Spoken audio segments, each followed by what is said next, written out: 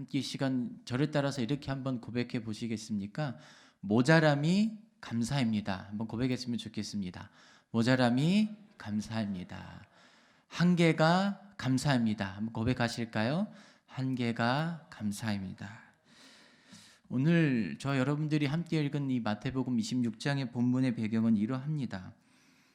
예수님께서 십자가에 달리시기 전날 예수님은 제자들과 함께 유월절 만찬을 나누시며 함께 식사를 하고 계시는 그 자리였습니다. 함께 제자들과 함께 식사를 나누는 그 화기애애한 분위기가 무르익어갈 그쯤에 갑자기 예수님께서 판을 깨는 분위기를 망치는 이런 말씀을 제자들에게 하시게 됩니다. 오늘 밤에 너희가 다 나를 버릴 것이다. 너희들이 나를 모른다고 할 것이다. 그러나 그런 일이 일어난다 해도 너무 놀라지 말아라. 내가 무덤에서 살아난 후에 너희를 만나러 갈릴리로 갈 것이다. 이 충격적인 말씀에 제자들이 당황을 하게 됩니다. 갑자기 식사 잘 하시다가 예수님께서 왜 저런 말씀을 하시는지 도무지 이해를 할 수가 없습니다. 그 말씀을 듣고 있던 제자들 중에서 성격 급하기로 유명한 베드로가 참다 못해서 나서서 이렇게 얘기를 하게 됩니다. 주님, 어찌 그렇게 섭섭한 말씀을 하십니까? 여기 있는 다른 사람들은, 다른 제자들 몰라도 나는 예수님 수제자가 아닙니까? 베드로가 아닙니까? 말도 안 되는 소리를 하지 마십시오. 정말 섭섭합니다. 어떻게 저희들에게 배신한다라고, 배반한다라고 그렇게 얘기하실 수가 있으십니까?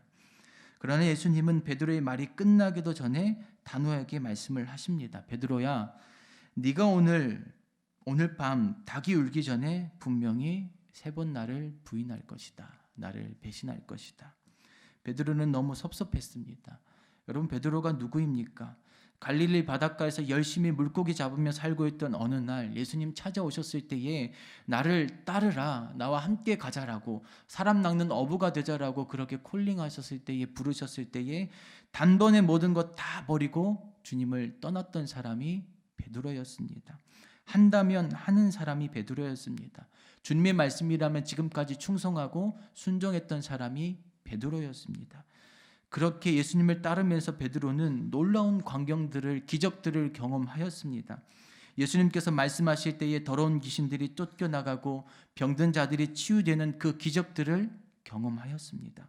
심지어는 예수님께서 그 병을 고치는, 귀신을 쫓아내는 그 권세도 베드로에게 허락하셨고, 베드로 스스로가 귀신을 쫓아내기도 병을 고치기도 하는 기적을 경험한 그 사람이 바로 예수님의 수제자 베드로였습니다. 성격이 좀 급하긴 하지만 최선을 다하면 무엇이든지 할 수 있었던 순종의 사람이 바로 베드로였습니다. 지금 내 믿음은 모자람이 없는데, 지금 내 헌신은 부족함이 없는데, 지금 내 능력은 완벽하고 부족할 것이 하나 없는데, 그런 베드로를 향해 주님 말씀하십니다. 너희들이 나를 버릴 것이다. 너희들이 나를 배반할 것이다. 너희들은 분명히 나를 모른다고 할 것이다. 베드로는 예수님의 이 말씀이 도무지 이해가 되지 않았습니다. 그래서 예수님께서 너희들이 나를 배신할 것이다 라고 단호하게 말씀하실 때에 베드로 스스로 또한 단호하게 예수님에게 자신감 있게 말을 하였습니다. 두고 보십시오. 제가 어떤 사람인지 분명히 똑똑하게 보여드리겠습니다. 다짐하고 또 다짐했습니다. 그런데 어떻게 되었습니까? 우리는 베드로의 그 결말을 너무나 잘 알고 있습니다. 본문 74절에 보면 이렇게 기록되어 있습니다. 그가 저주하며 맹세하여 이르되 나는 그 사람을 알지 못하노라 하니 곧 닭이 울더라. 지금 베드로는 예수님을 모른다고 부인하고 배신하는 정도가 아닙니다. 내가 만약 거짓말을 하고 있다라면, 내가 만약 저 사람을 안다라면 나는 저주받을 것이다. 나는 그 사람을 도무지 모른다라고 단호하게 거부를 하고 있죠. 스스로를 향해 저주까지 하고 있는 베드로의 모습을 우리는 보게 됩니다. 그렇게 자신만만했던 베드로가 반나절도 채 지나지 않아서 초라한 배신자가 되어 버렸습니다. 주님을 향해, 그리고 자신을 향하여서 굳은 결심을 지키지 못했던 배신자가 되어버린 그 베드로, 그의 마음의 상태를 오늘 본문 마지막 절인 75절은 이렇게 기록을 하고 있습니다. 이에 베드로가 예수님의 말씀에 닭 울기 전에 네가 3번 나를 부인하리라 하심이 생각나서 밖에 나가서 심히 통곡하니라. 우리는 보통 무언가를 가지고 누릴 수 있다는 이유로 감사를 하게 됩니다. 깨끗한 물을 마실 수 있어서 감사합니다. 때마다 일용할 양식을 주셔서 감사합니다. 쉴 수 있는 집이 있고 함께 누릴 수 있는 가족이 있어서 행복합니다. 감사합니다. 사람들은 보통 이렇게 뭔가를 가질 수 있고 누릴 수 있는 내용에 대해서 감사하며 살아갑니다. 그리고 그것이 지극히 당연한 일일 것입니다. 그러나 반대로 가지지 못하고 누리지 못하면 감사가 아닌 불평과 원망을 하기 마련입니다. 항상 누군가 비교하면서 내가 무언가를 좀 더 가지고 있으면 그것이 우리의 감사의 이유가 되지만, 또 누군가 비교하면서 내가 덜 가지고 있고 덜 누리고 있다라면 나의 한계, 모자람을 느끼고 경험하게 되면 우리의 마음속에는 불평과 원망이 솟아나기 마련입니다.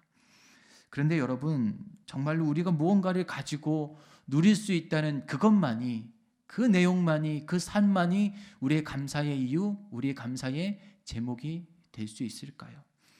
우리는 오늘 본문에 등장하는 배신하는 이 베드로 이야기를 통하여서 우리가 진정으로 회복해야 될 감사, 주님이 우리를 통하여서 기뻐하시는 감사의 내용이 무엇인지를, 그 이유를 발견할 수가 있습니다. 어떤 정신과 의사가 이런 내용의 칼럼을 썼다고 합니다. 그 내용의 일부가 이렇습니다. 힘은 어디에서 유래하는 것일까? 정신의학적 설명을 하자면 힘은 모자람에서 온다. 배가 고파야 동물은 움직일 동기가 생기고 따라서 힘이 생긴다. 배부른 사자는 낮잠만 잔다. 게으름이 주룩주룩 흐른다. 누가 감히 사자우리를 넘보겠는가? 잔다고 주유를 경계해야 할 필요도 없다. 참으로 느긋하다. 백세의 왕으로 태어난 것은 당연한 일이다. 배불리 먹었다고 달리 감사할 것도 없다. 동물의 세계도 한 나라도 그리고 개인도 다르지 않다. 어떤 부귀와 영화도 언젠가 종말이 오는 것은 바로 이 이유 때문이다. 있다고 감사할 줄도 모르면 정신의 쇠퇴는 불보듯 뻔하다. 당연히 그래야 하는 걸로 생각하면 오만과 독선에 빠질 것은 필연이다. 모자라면 불만이다. 우린 언제나 모자랐기에 불평이었다. 그게 우리의 가난하고 힘든 역사였다. 하지만 그러기에 우리는 강했다. 모자라면 그만큼 채우기 위해 뛰어야 했고 뛰기 위해서 힘을 내야 했다. 우리 민족의 저력은 바로 이 모자람에서 비롯되고 있다. 모자람이 축복이다. 여러분, 혹시 이 칼럼의 마지막 말, 모자람이 축복이다, 이 한 문장이 여러분들에게 어떻게 다가오십니까? 지난 일주일 감사 특감 집회를 통해서 우리는 이 사실을 계속 확인할 수 있었습니다. 장애가 있는 자녀가 수능 시험을 보는 것만으로도 감사, 16 곱디고 온 딸을 하나님께서 데려가셨을 때도 감사, 이단과 싸우셨던 아버지가 돌아가셨을 때도 감사, 결혼생활, 방송생 활동이 실패했지만 하나님 만나서 새롭게 되니 감사, 성대에 혹이 있어서 수년을 말 못하며 살아갔지만 그 누구 하나 거들떠보지 않았지만 사역자로 쓰임받을 수 있어서 감사, 찢어질 듯 가난했지만 이제는 판사가 되어서 길거리 청소년들의 아버지가 되어주고 울타리가 되어줄 수 있으니 감사. 혹 여러분들의 올해의 감사의 제목은 무엇입니까? 고대 그리스 철학자 플라톤이 행복의 조건 5가지를 이렇게 말하였습니다. 첫째, 먹고 입고 살고 싶은 수준에서 조금 부족한 듯한 재산. 둘째, 모든 사람이 칭찬하기에 약간 부족한 용모. 셋째, 사람들이 절반 정도밖에 알아주지 않는 명예. 넷째, 겨루어서 한 사람에게 이기고 두 사람에게 질 정도의 체력. 다섯째, 연설을 듣고서 청중의 절반은 손뼉을 치지 않는 말솜씨. 어떻습니까? 행복의 조건이 채움보다는 모자람으로 가득합니다. 모자람이 축복이다. 즉 채움보다 모자람이 감사의 조건이 되어도 충분하다라고 얘기를 하고 있는 것이죠. 그렇다면 우리는 왜 한계와 모자람을 감사하고 축복으로 받아들여야 되는 것일까요? 어떻게 모자람과 한계를 축복으로 받아들일 수 있는 것일까요? 왜냐하면 인생이 그 한계에 부딪혔을 때에, 우리의 모자람을 인정했을 때에 새로운 시작이 열리기 때문입니다. 오늘 본문 75절을 다시 한 번 더 우리가 읽었으면 좋겠습니다. 본문 75절 같이 한번 다시 읽겠습니다. 시작. 이에 베드로가 예수님의 말씀에 닭 울기 전에 네가 3번 나를 부인하리라 하심이 생각나서 밖에 나가서 심히 통곡하니라. 이 베드로가 예수님을 3번 부인하는 이 장면은 베드로가 그의 인생 모든 인생을 통틀어서 가장 인생의 쓴맛을, 비통함을, 슬픔을 경험하는 순간입니다.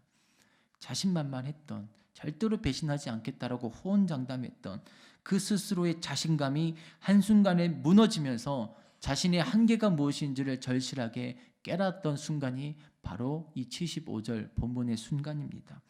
그래서 도저히 그칠 수 없는 베드로의 통곡이 시작됩니다. 정말로 한 구석에 앉아서 꺼이꺼이 눈물을 흘리면서 울기 시작합니다.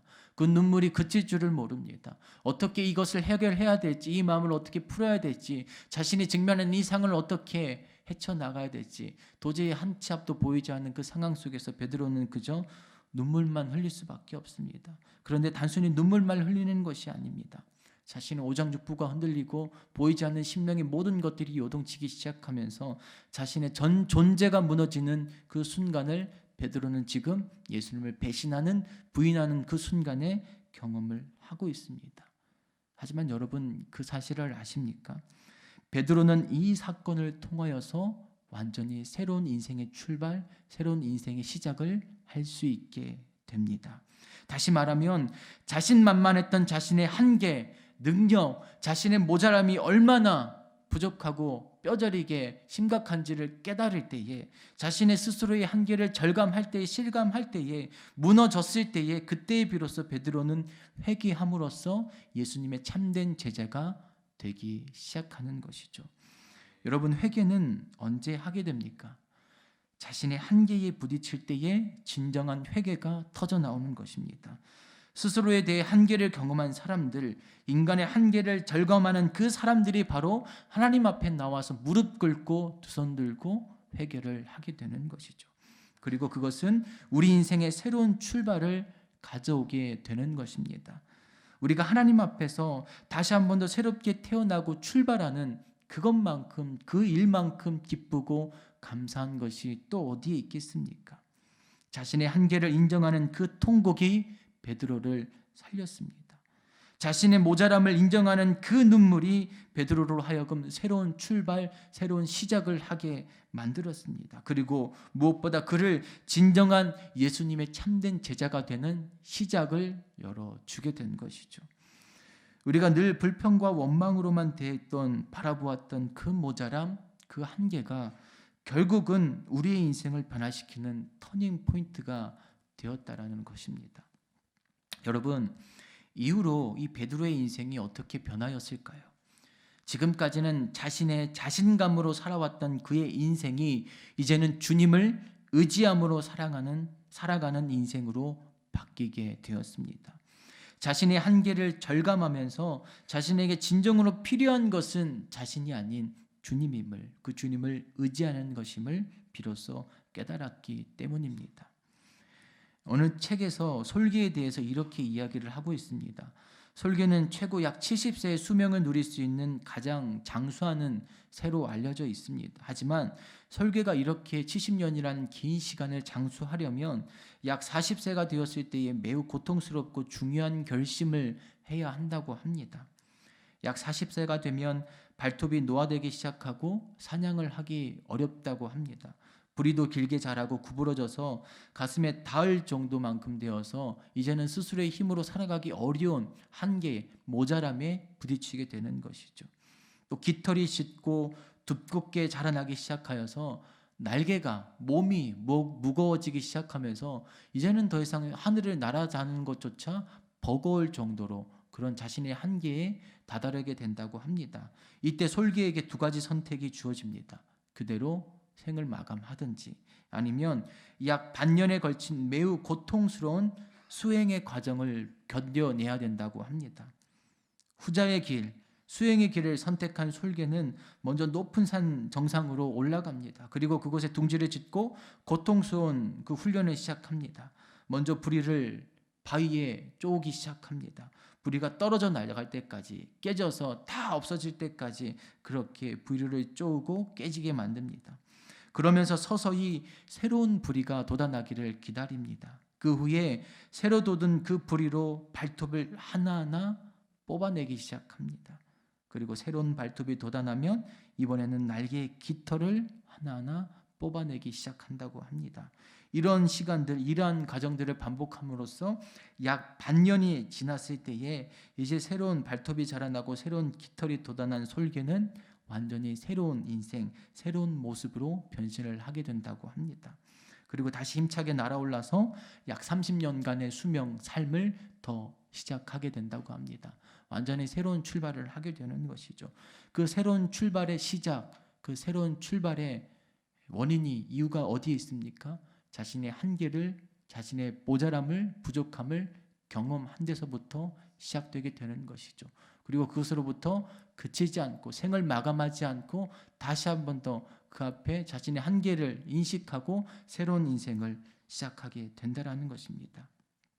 여러분, 우리는 우리 스스로가 잘 알고 있듯이 모자랍니다.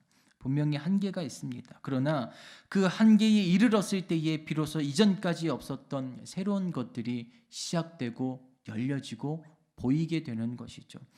건강의 한계에 부딪혔을 때에 우리는 더 이상 우리의 건강을 자신할 수 없는, 그러나 우리의 육체 그 이상의 존재임을 깨닫게 됩니다. 관계의 한계에 부딪혔을 때에 진정으로 깊은 연합, 혼자서는 살아갈 수 없는 우리의 관계의 한계를 마주하게 됩니다. 지식의 한계에 부딪혔을 때에 우리로 하여금 겸손을 배우게 합니다. 성취, 성공의 한계에 부딪혔을 때에 새로운 우리의 자아를 발견하게 돕습니다.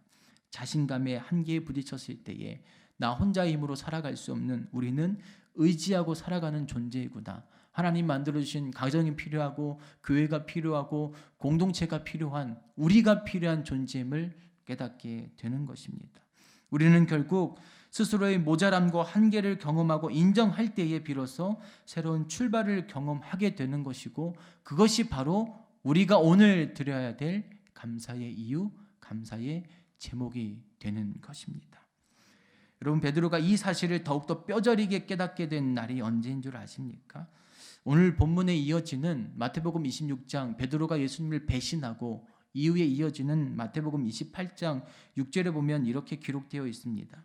그가 여기 계시지 않고 그가 말씀하시던 대로 살아나셨느니라. 와서 그가 누우셨던 곳을 보라. 예수님의 부활의 장면, 빈 무덤 사건을 기록하고 있는 말씀의 본문입니다. 베드로는 무기력한 자신의 모습을 보면서 통곡했습니다.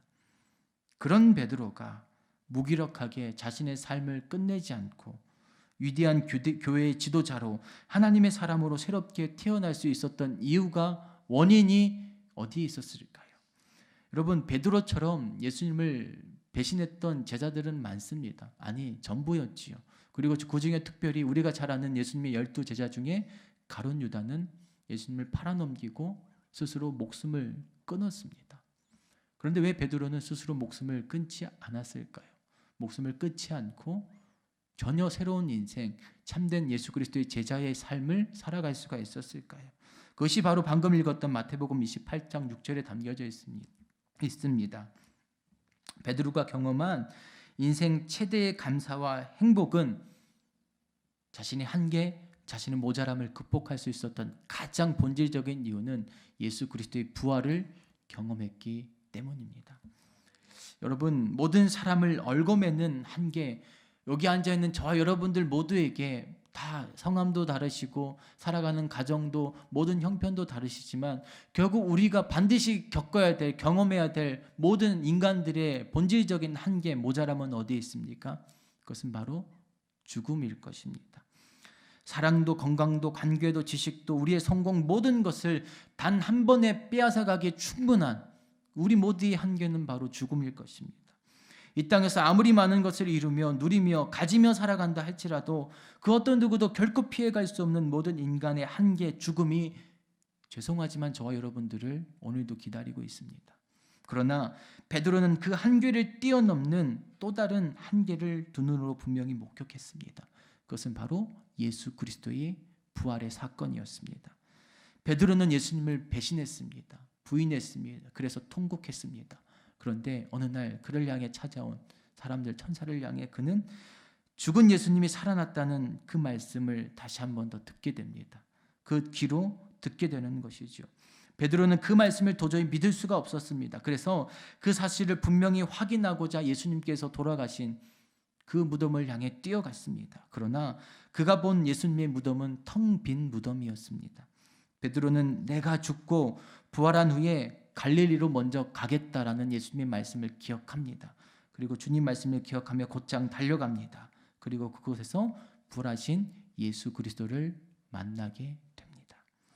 설마 했던 예수님의 말씀이 실현되는, 죽은 줄로만 알았던, 자신이 배신했던 그 예수 그리스도를 자신의 두 눈으로 생생하게 목격하게 됩니다.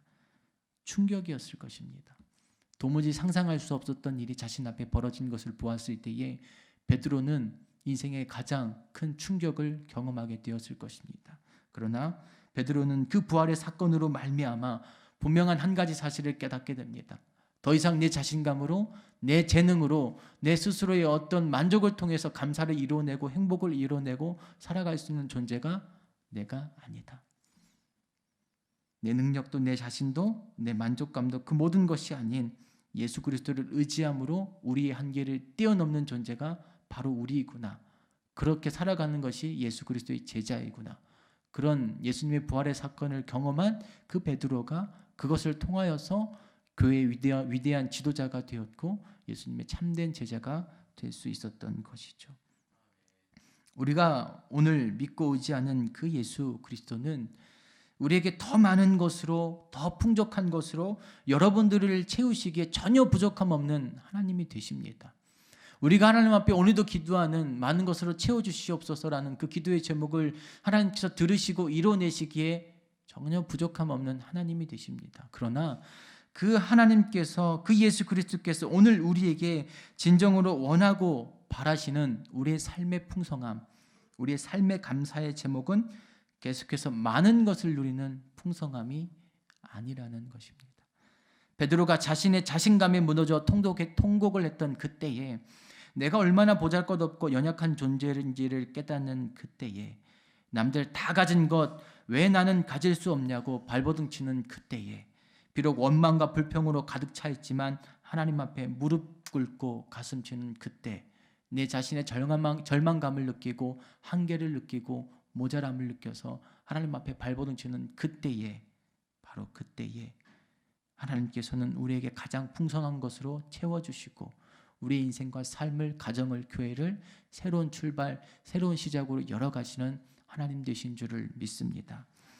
우리의 모자람, 우리의 한계는 더 이상 우리의 불평과 원망이 대상이 되어서는 안 될 것입니다.